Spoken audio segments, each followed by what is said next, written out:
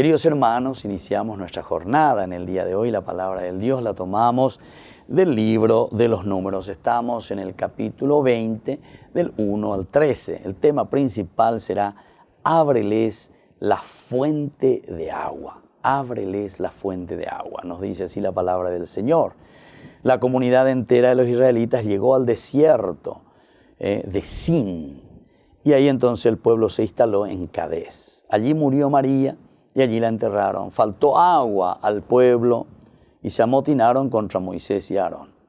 Moisés alzó la mano y golpeó la roca 2 veces con el bastón y brotó agua tan abundante que bebió toda la gente y las bestias.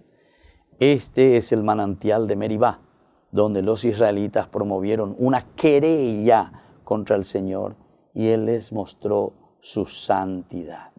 Bueno, nosotros justamente por eso respondemos, ¿verdad? Ojalá escuchen hoy la voz del Señor, no endurezcan su corazón.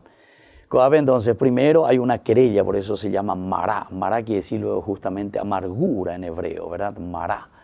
Y entonces, queridos hermanos, ¿cuántas veces nosotros ya hemos visto, ¿verdad? Sobre todo en este libro de los Números, parece que no nos damos cuenta de que tenemos tantas riquezas personales, que Dios nos dio todas las capacidades: inteligencia, libertad, voluntad, capacidad de amar, para hacer verdaderamente que nuestra familia, que nuestra sociedad, que nuestro país sea un país rico, sea un país que vive de acuerdo a todos estos dones tan lindos que el Señor nos ha regalado. Pero ñandena yayapoy, es decir, somos muy egoístas. Quiere decir que nos quedamos encerrados en nosotros. Y conste que somos un país cristiano, somos un país que decimos que nosotros seguimos al Señor. Y nos falta, ¿verdad? Nos falta dejarnos tocar. Por eso aquí esta frase central decíamos: ábreles la fuente de agua, ábreles la fuente de agua. Una vez, y parece que nos sale el agua, nos falta fe, nos falta fe. Segunda vez, a Pepe Llororoma, hay una insistencia, quiere decir que nosotros tenemos que insistir. Después dice que el agua comienza a chorrear, beben todos, también los animales, todos los que necesitan de esa gracia de Dios. Tenemos que seguir insistiendo: el agua, la fuente de vida es Dios.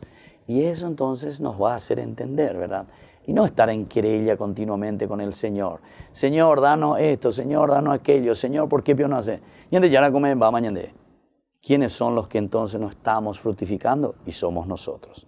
Pidamos esta gracia, queridos hermanos, que el Señor haga fructificar verdaderamente, que calme nuestra sed, que nosotros podamos producir en nuestro desierto, en esa situación en que nos encontramos. Que la fuerza y la gracia de Dios actúe en nuestra sociedad y en nuestra familia. El Padre, el Hijo y el Espíritu Santo. Amén.